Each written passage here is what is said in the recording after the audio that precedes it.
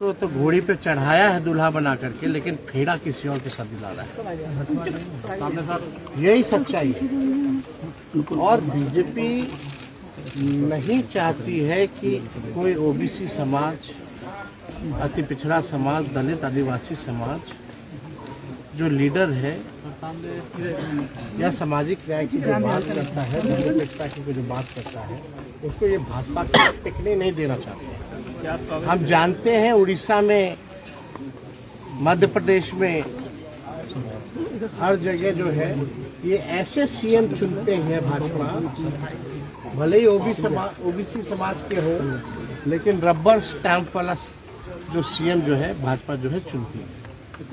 यानी हम पहले भी कहते रहे हैं कि भाई पूरी तरीके से भाजपा ने हाईजैक नीतीश कुमार जी को किया। आज वो बात जो है साबित हो गई।